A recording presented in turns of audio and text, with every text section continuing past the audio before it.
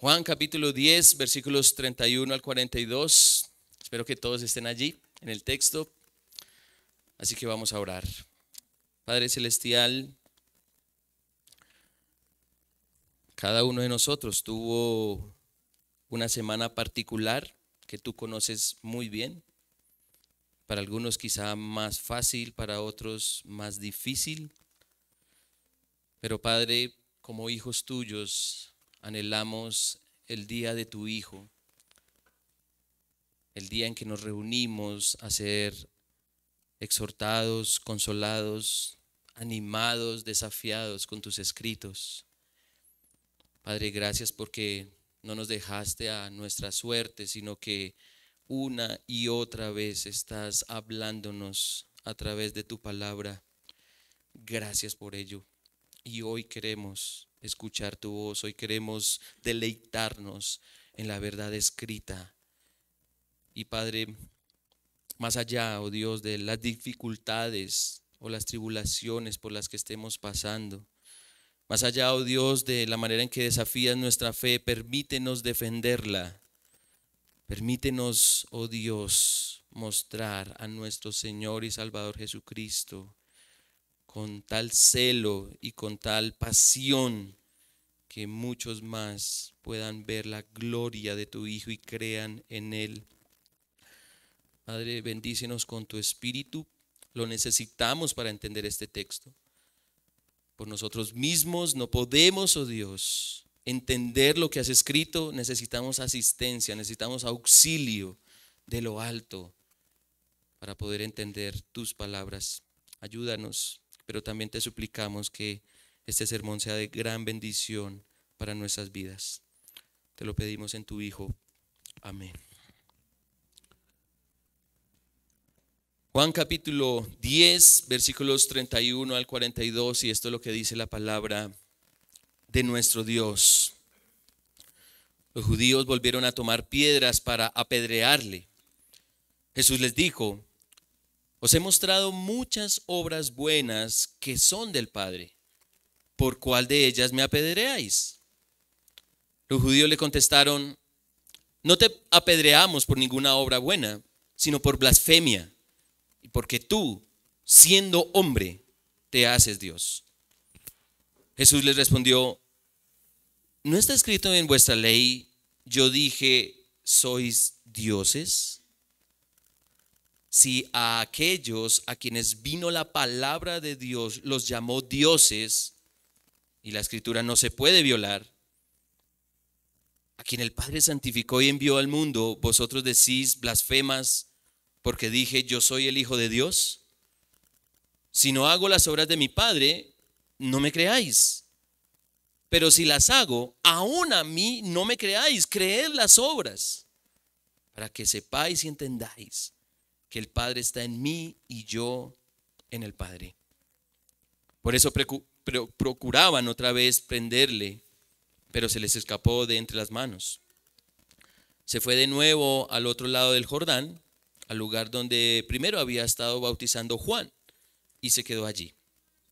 Y muchos vinieron a él y decían: aunque Juan no hizo ninguna señal, sin embargo, todo lo que Juan dijo de este era verdad.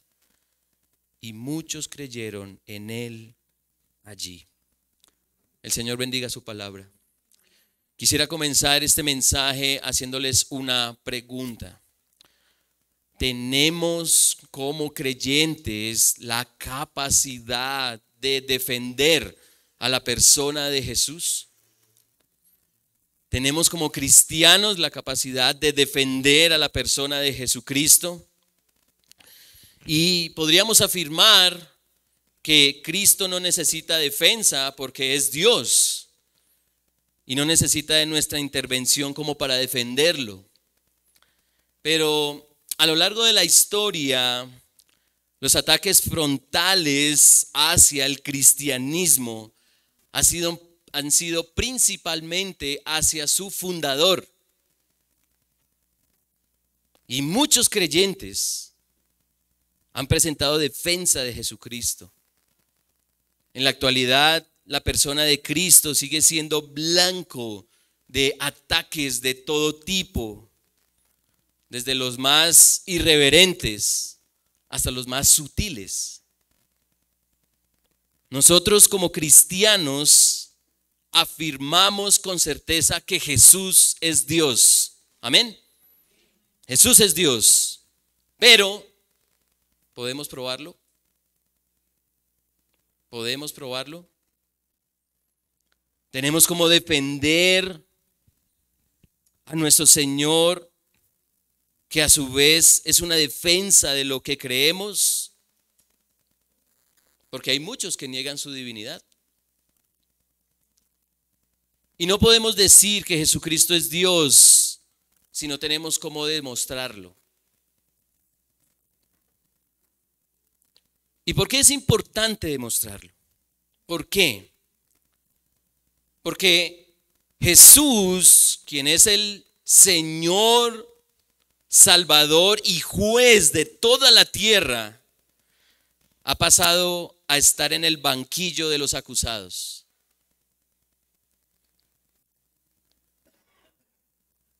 Y es que las declaraciones de Jesús tienen un peso inmenso que no pueden descartarse como si fueran cualquier cosa. No cualquiera se atreve a decir antes que Abraham fuese, yo soy.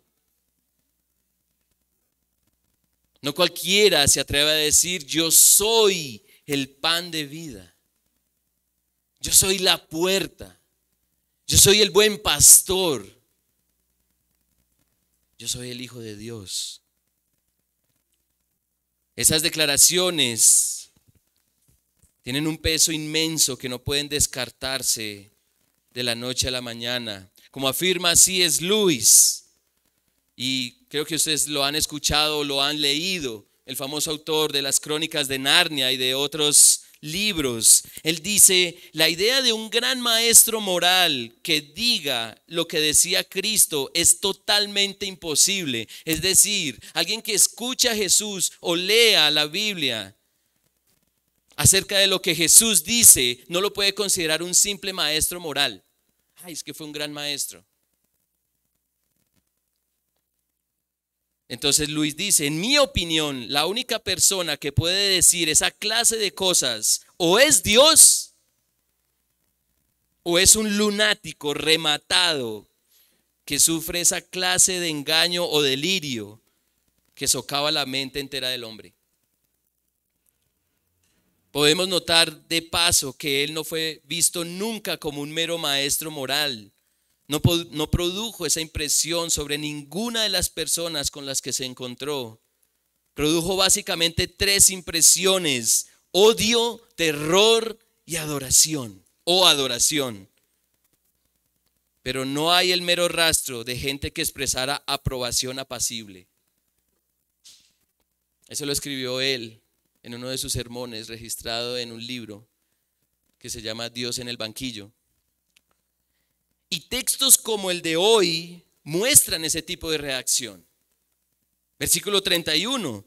Los judíos volvieron a tomar piedras para apedrearle. No es una reacción pasiva, es una reacción violenta y condenatoria.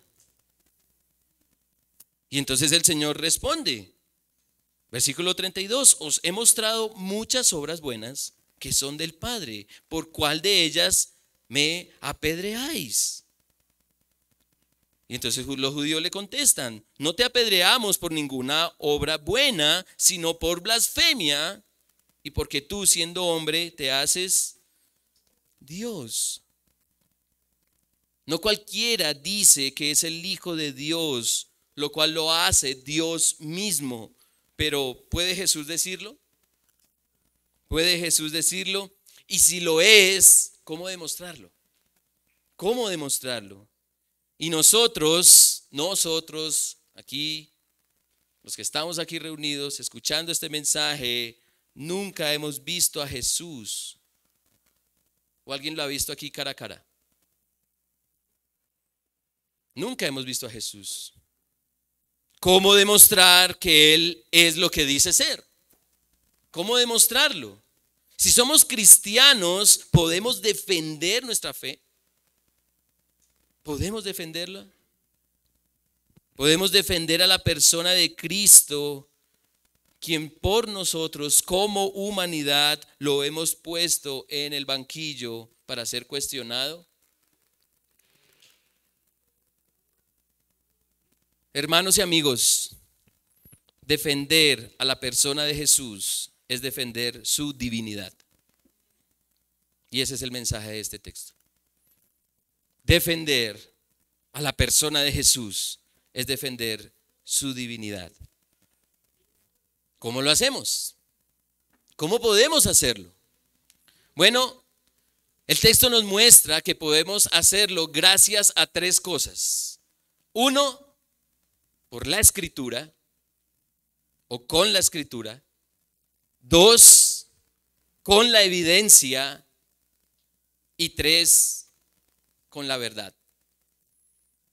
¿Cómo podemos defender a la persona de Jesús y su divinidad? Y esta defensa ha sido importante para el cristianismo. Y debemos serlo hoy. Sobre todo ahora cuando la irracionalidad reinante toma cada vez más fuerza. Entonces, ¿cómo defendemos la fe? ¿Cómo defendemos al Señor? ¿Cómo lo hacemos? Primero, con la Escritura. Jesús se encuentra en el banquillo de la acusación judía. La cuestión es que para ellos la sentencia ya está dada. Y eso es lo que dice el versículo 32. Os he mostrado muchas obras buenas, dice el Señor. ¿Por cuál de ellas me apedreáis? Y entonces los judíos contestaron: no te apedreamos por ninguna obra buena, sino por blasfemia. Y porque tú, siendo hombre, te haces Dios. Y como buen conocedor de las Escrituras, el Señor apela a ellas para su defensa. Versículo 34. Jesús le respondió: ¿no está escrito en vuestra ley? Yo dije, ¿sois dioses?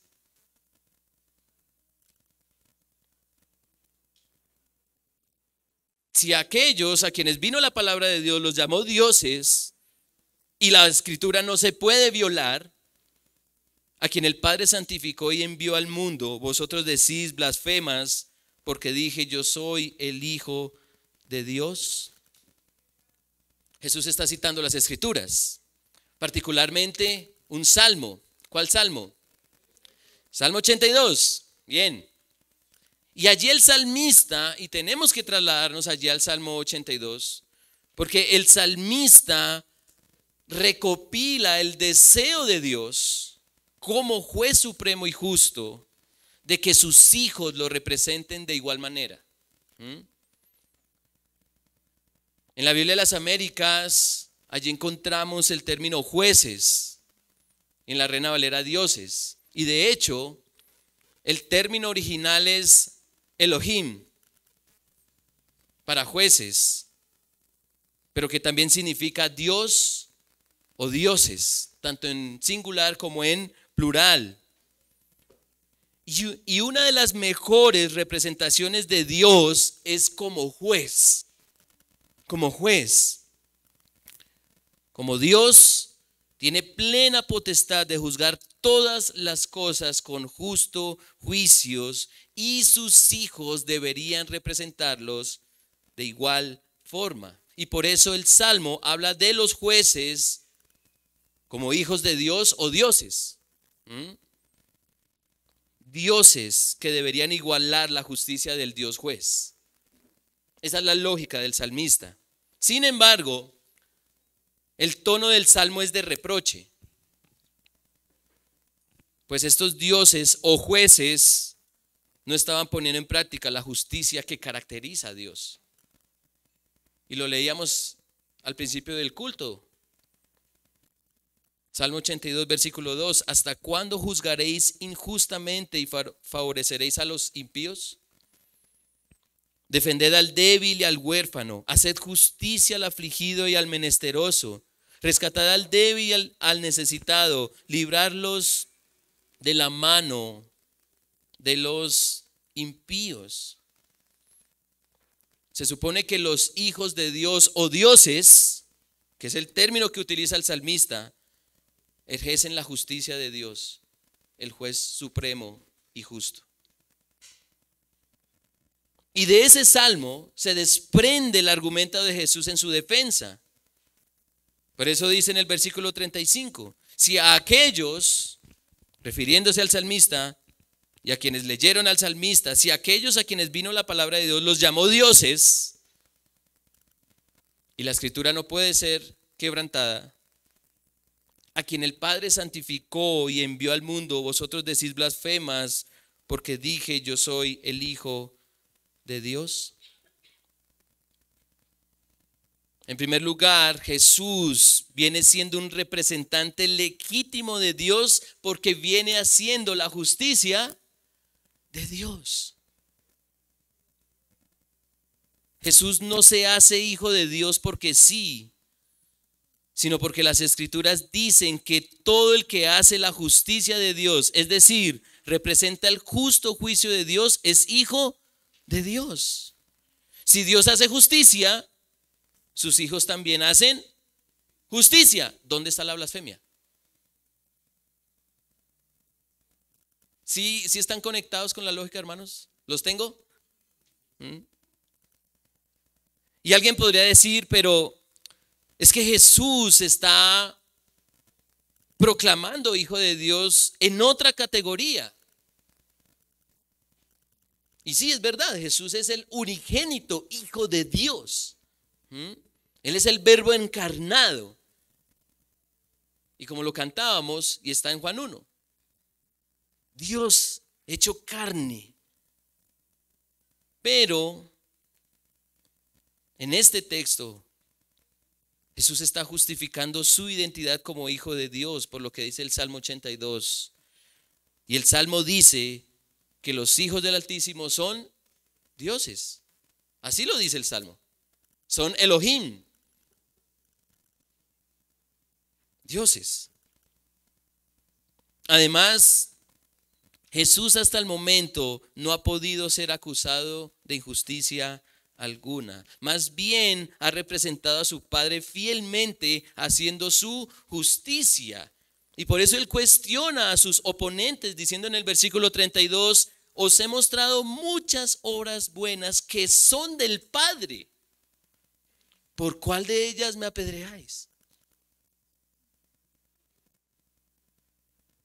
Así que los judíos preparados con piedras, según la palabra de Dios, contra los blasfemos, eso lo dice el Levítico, esos judíos son desarmados por la misma palabra de Dios que Jesús utiliza para argumentar su naturaleza divina.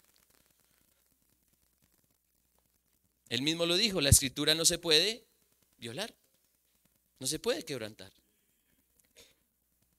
Hermanos, ¿qué tanto dominamos las escrituras como para presentar defensa de lo que creemos?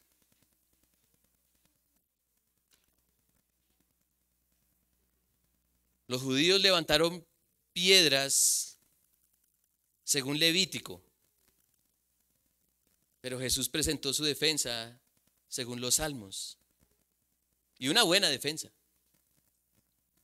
¿Qué tanto dominamos las escrituras como para presentar defensa de lo que creemos?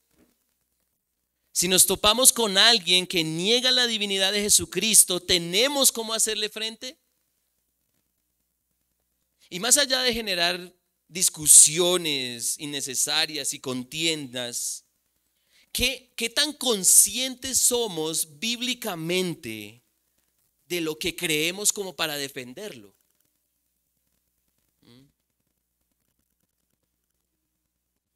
Porque la divinidad de Jesucristo es clave dentro del entendimiento del plan de salvación. Si Jesús es Dios, es digno de ser creído. Si Jesús no es Dios, es un mentiroso, porque todo el tiempo lo viene diciendo. ¿Cómo vamos a creer en un mentiroso? Y eso es lo que dice C.S. Lewis. O lo que él dice es, lo dice porque es Dios, o es un loco de remate. La palabra de Dios tiene suficiente contenido como para validar la naturaleza divina de nuestro Señor. ¿Qué tanto la conocemos? ¿Qué tanto la conocemos? No podemos defender algo que hemos oído sin tener cómo sustentarlo. No podemos defender algo que hemos leído y no ver su argumento. No podemos descansar el majestuoso barco de la salvación sobre la base de un simple porque sí. Jesús es Dios. Bueno, demuéstrelo. Es que Él es Dios porque sí.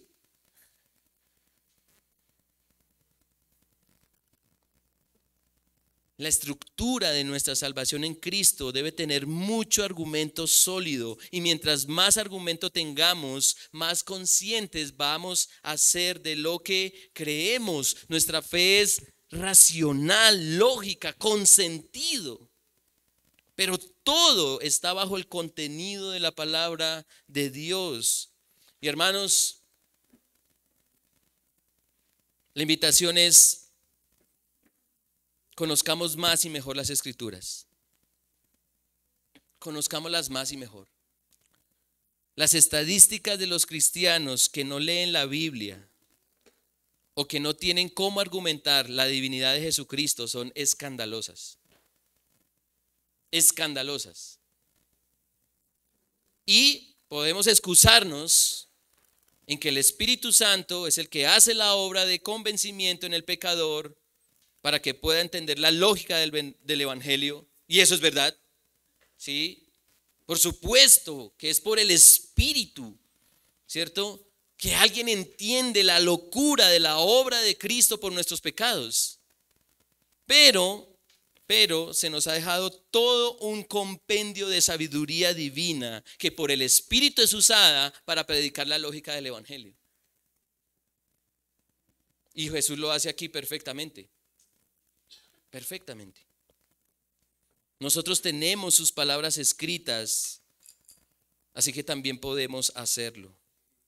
Podemos defender a la persona de Jesús, defendiendo su divinidad. Y escuchen esto: para el 2022, no sé cómo vamos en el 2023, pero para el 2022, el 43% de los norteamericanos evangélicos, los que confiesan ser cristianos, afirman que Jesús fue un gran maestro, pero no Dios. El 43%.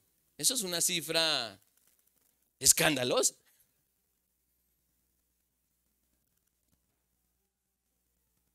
¿Qué se podría decir de Colombia? ¿Qué se puede decir de Familia Fiel? ¿Podemos como miembros sustentar la divinidad de Jesús?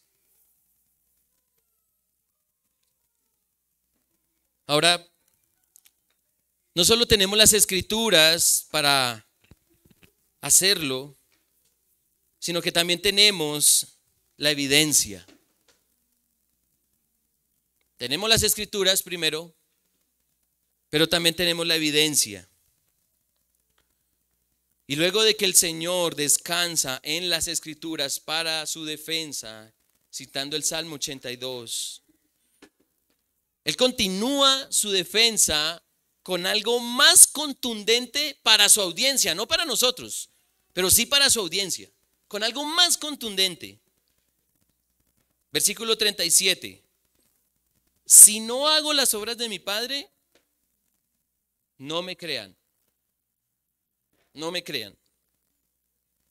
Pero si las hago, aunque a mí no me crean, crean las obras, para que sepáis y entendáis que el Padre está en mí y yo en el Padre.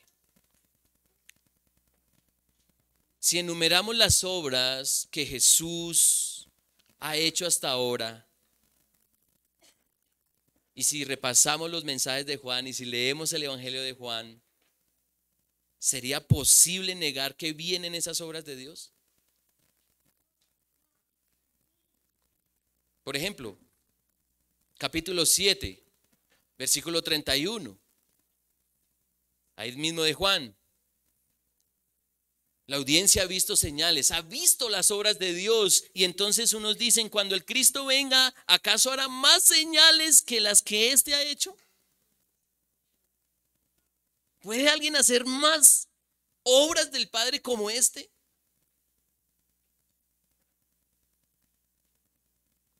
Capítulo 9, versículo 32 y 33. Desde el principio jamás se ha oído decir que alguien abriera los ojos a un ciego de nacimiento. Si éste no viniera de Dios, no podría hacer nada. Nada.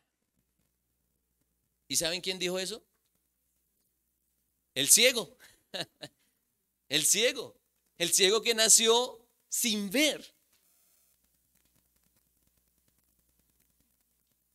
Y lo que vimos más reciente, capítulo 10, versículos 25 y 26, Jesús le respondió, os lo he dicho, y no creéis. Las obras que yo hago en el nombre de mi Padre, estas dan testimonio de mí, pero vosotros no creéis porque no sois de mis ovejas.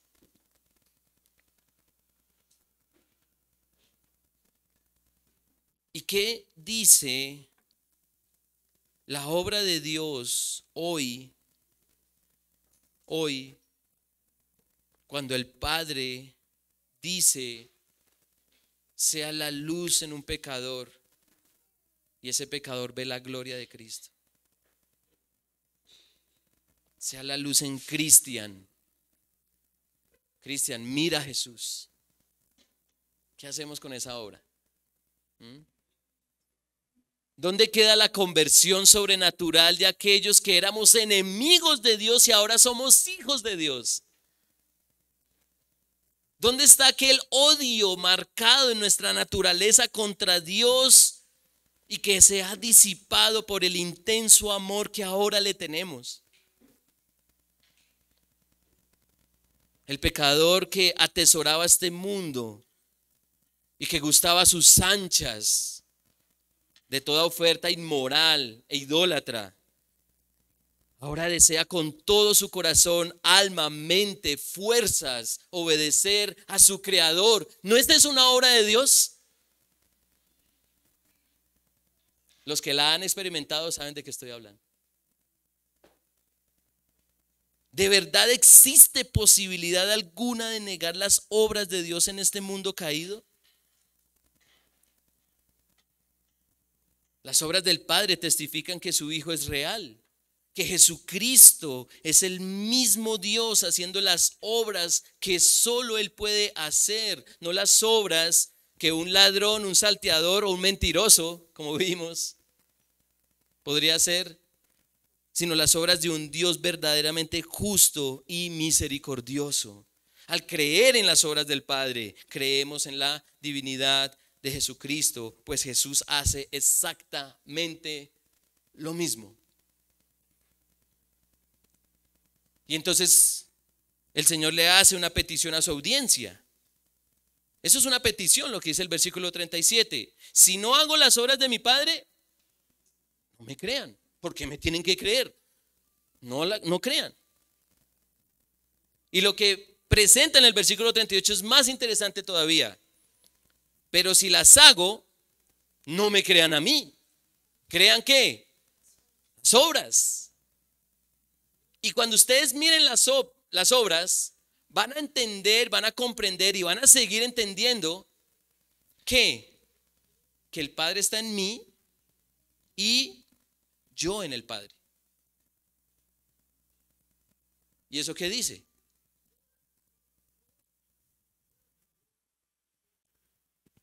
¿Qué está diciendo Jesús? Listo, no me crean a mí, pero miren las obras. ¿Qué dicen las obras? ¿Dicen las obras que Dios existe? ¿Quién las hizo? ¿Quién las hizo?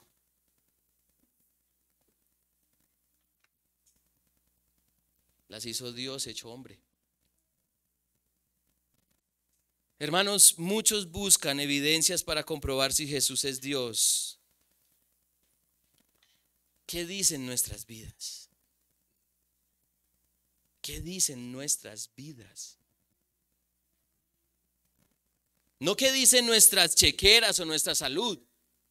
¿Eh?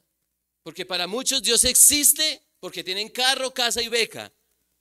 Eso también lo tienen los impíos y lo tienen más que nosotros. ¿Qué dicen nuestros corazones? ¿Existe Dios? ¿Existe su Hijo? ¿Son notorias las obras de Dios en nuestras vidas?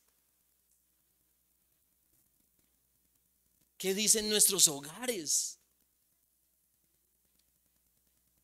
¿Qué dicen nuestros hogares? Nuestra paternidad. ¿Qué dice nuestra crianza?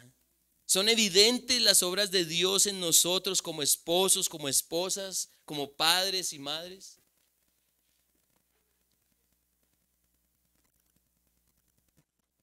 El Evangelio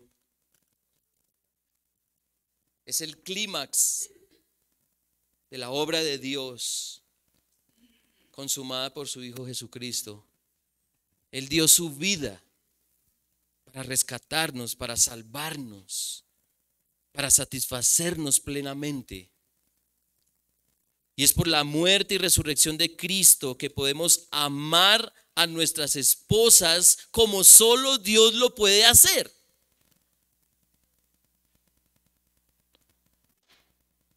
Por eso es que siempre, como pastores, cuando estamos en un proceso prematrimonial, le decimos a la mujer: mira, tú no necesitas a un hombre que te ame. Tú necesitas a un hombre que ame más a Dios que a ti. Y un hombre que ama más a Dios que a cualquier otra cosa es porque Dios ha hecho una obra en él. También aplica para las mujeres, por supuesto. Es por el sacrificio de Cristo por nuestros pecados que el perdón es una realidad. Puedo perdonar a mi cónyuge, a mis hijos, a cualquiera. Es por la resurrección de Cristo que el pecador experimenta una vida de gozo, pues le espera un cuerpo que no muere, no enferma, no se aflija ni se deprima. ¿Acaso ha venido todo ese bien de alguien que no sea Dios mismo? ¿Puede alguien obrar de semejante manera?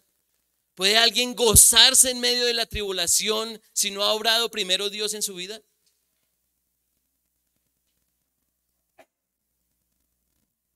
¿Quién puede sanar a un paralítico y perdonar todos sus pecados?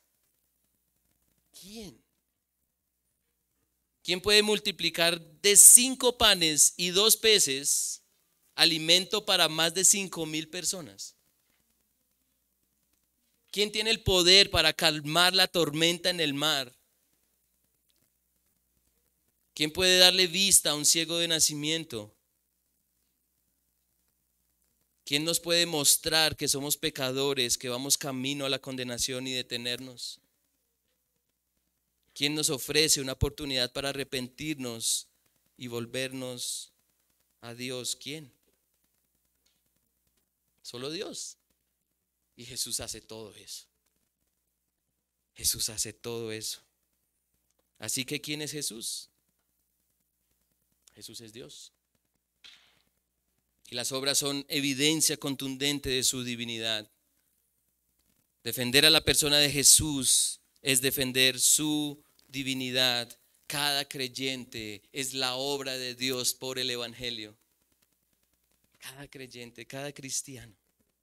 Y lo que hace Jesús en la vida del creyente es la obra de Dios para testiguar de su gloria, testificar de que Dios existe. El paralítico que no caminaba, ahora camina. El ciego que no veía, ahora ve. El muerto que no vivía, ahora vive. El enemigo que era aborrecido, ahora es amado. El huérfano que no tenía padre, ahora tiene uno. El pecador que no tenía oportunidad ahora la tiene. Alabado sea el Señor por sus obras.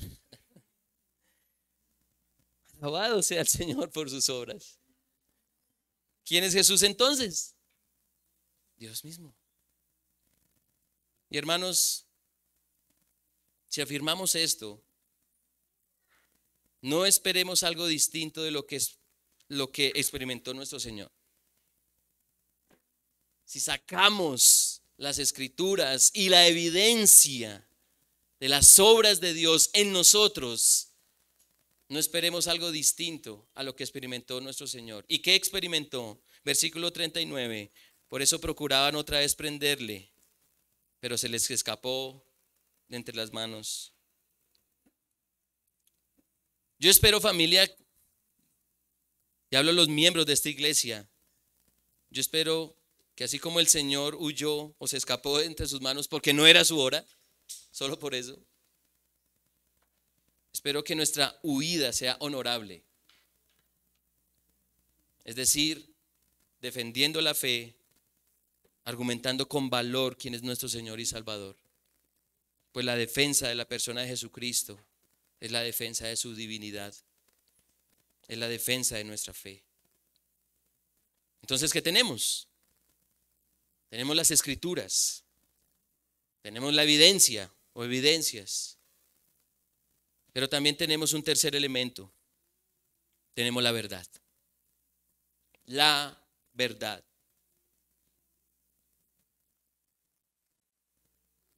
Como hemos visto a lo largo de esta serie de Juan, las señales y los milagros para los judíos son muy importantes, muy importantes. Son el testimonio tangible del mensaje del profeta. Por eso le pedían a Jesús hacer señales. ¿Y Jesús las hizo? Él las hizo. Aún así, no creían en él. Pero llama la atención lo que dicen los versículos 40 al 42. Dice que el Señor se fue de nuevo al otro lado del Jordán, al lugar donde primero había estado bautizando Juan, y se quedó allí. Y muchos vinieron a él y decían, aunque Juan no hizo ninguna señal, ninguna, sin embargo, todo lo que Juan dijo de este era verdad. Y entonces muchos creyeron en él allí. Era verdad. Juan el Bautista no hizo ningún milagro como para confirmar su mensaje. Pero lo que dijo era verdad. Era verdad. ¿Qué es la verdad? ¿Qué es la verdad? Bueno, la verdad es todo aquello que corresponde a la realidad. Y creo que esa definición es familiar para más de uno que ha leído al pastor Miguel Núñez. La verdad es todo aquello que corresponde a la realidad. Y Jesús no fue el primero en afirmar que él era el Hijo de Dios. Alguien se le adelantó. Entonces, miremos el capítulo 1 de Juan, versículo 27. Y allí Juan el Bautista dice, Él es el que viene después de mí, a quien yo no soy digno de desatar la correa de su sandalia. Versículo 30. Este es aquel de quien yo dije, después de mí viene un hombre que es antes de mí, porque era primero que yo. Y esa lógica es un poco rara, ¿cierto? El que viene después de mí es antes de mí porque era primero que yo. Pero creo que si le ponemos atención, entendemos. Versículo 34. Y yo le he visto y he dado testimonio de que este es el Hijo de Dios. Si Juan fue el primero que afirmó eso, ¿por qué no lo apedrearon? Interesante. Y no lo apedrearon porque estaba diciendo lo que corresponde a la realidad. Y la realidad es que Jesús es el Hijo de Dios Jesús es Dios mismo. Esa es la verdad. Y no se necesitaron manifestaciones extraordinarias para confirmar esa verdad. Gústele a quien le guste, Jesús es Dios. Y esto que dice, mis hermanos, en el texto es muy significativo para nosotros, porque nosotros no hemos visto a Jesús en persona. Nuestros ojos, estos ojos, esta realidad, no lo hemos visto. No ha entrado por esa puerta. No lo hemos visto. De hecho, no hemos visto sus obras como la describen los evangelios. Un ciego de nacimiento que ahora vea. ¿Alguien ha visto eso? Pero tenemos la verdad escrita delante de nosotros. En la Biblia está escrito todo lo que corresponde a la realidad. Y les voy a dar varios ejemplos. Primer ejemplo. Los judíos aborrecen a Jesús porque Él hace lo que ellos no hacen. ¿Ellos qué son? ¿Qué aprendimos el mensaje pasado? ¿Ellos son qué? Ladrones, son salteadores. Ellos son pastores asalariados que no les importa las ovejas. ¿Les importa qué? Su reputación. Ellos con tal de mantener su popularidad religiosa, roban, matan y destruyen. Todo eso lo dice el Señor ahí en el capítulo 10. Pregunta, ¿ellos querían la sanidad del paralítico? ¿Qué tenía que hacer el paralítico para buscar esa sanidad? ¿Recuerdan? El esfuerzo que tenía que hacer al bajar a un estanque y nunca lo lograba. ¿Y qué decían estos hombres? No, sí, hágale, siga intentando. Ni siquiera eso. Ellos querían que el ciego recobrara la vista. Hasta los padres del ciego dicen, no, este hijo nació ciego y ahora ve. No, ese se estaba haciendo el ciego.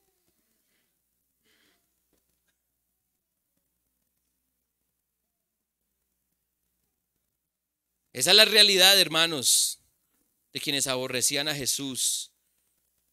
En la Biblia está escrito todo lo que corresponde a la realidad, y esa era la realidad de los opositores de Jesús. Segundo ejemplo, un creyente que no afirma sus convicciones en el Evangelio, que no abraza día y noche las Escrituras, que no analiza la evidencia sobre la persona de Jesús, va a terminar negándolo, como muchos lo han hecho, porque son llevados por cualquier viento de doctrina. Eso es una realidad. En la Biblia está escrito todo lo que corresponde a la realidad. Tercer ejemplo, un creyente que no confiesa su pecado, que se mantiene altivo ante sus transgresiones, que no está dispuesto a doblegar su orgullo, terminará humillado y hasta enfermo. Su sueño no será reparador, sino tormentoso, y sus temores aumentarán. Todo alrededor de él será zozobra e incertidumbre. Y eso es verdad. Y eso es verdad. Si a usted le falta el sueño, no se pregunte si necesita pasiflora o valeriana para dormir mejor. Pregúntese si de pronto usted no ha confesado un pecado. El salmista lo dice: mientras callé, mis huesos. Y eso es verdad. Y la Biblia está escrito todo lo que corresponde a la realidad, y los ejemplos que hay son incontables. Y cuando se trata de la persona de Cristo, de su divinidad, tenemos la verdad, tenemos lo que corresponde a la realidad. Y la realidad es que nadie ha podido negar su divinidad. Sí, la han socavado y la han cuestionado, pero Jesús ha sido, es y seguirá siendo Dios. Defender a la persona de Jesús es defender su divinidad. ¿Y cómo podemos hacerlo? Con las Escrituras, con la evidencia y con la verdad. Así que, hermanos, termino este mensaje con esto. Nuestro Señor está en el banquillo, pero tenemos cómo defenderlo. Tenemos cómo sacarlo del lugar del acusado para ponerlo en el lugar que le corresponde. Y el lugar que le corresponde a Jesucristo es el de Dios, Salvador, Señor y Juez Supremo. Ese es su lugar. Las ideologías absurdas que bombardean al mundo requieren una iglesia que pueda defender la fe.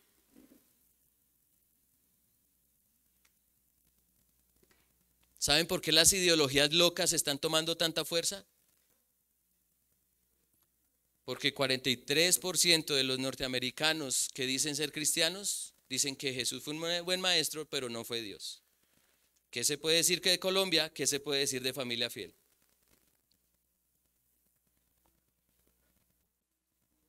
Esas ideologías requieren una iglesia que pueda salvaguardar la reputación de su máximo proponente, que es Jesús. La irracionalidad que se ha infiltrado en este mundo y que hace metástasis como un cáncer implacable necesita la resistencia radioactiva del Evangelio de Cristo. Y es por el Evangelio que podemos ver lo que corresponde a la realidad, la cual está expuesta en las Escrituras y evidencia en la verdad. Lo que hizo Cristo en la cruz al morir por nuestros pecados y luego resucitar con poder fue destruir la ceguera espiritual, la ceguera intelectual, emocional, afectiva que lleva a los hombres a la perdición. Eso hizo Cristo.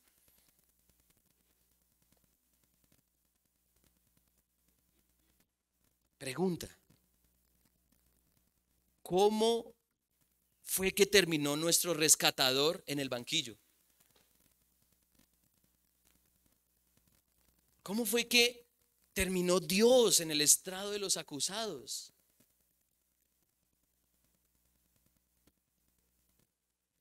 La iglesia no puede ser parte de ese disparate. Así que, miembros de Familia Fiel, defendamos a nuestro Salvador.